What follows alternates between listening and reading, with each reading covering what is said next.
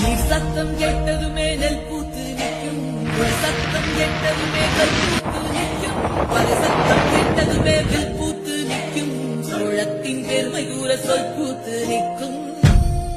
தண்ணி வந்திருக்கிறா காவிரியால் நீர்மடிக்கு அம்பரமாய் அணையெடுத்தான்.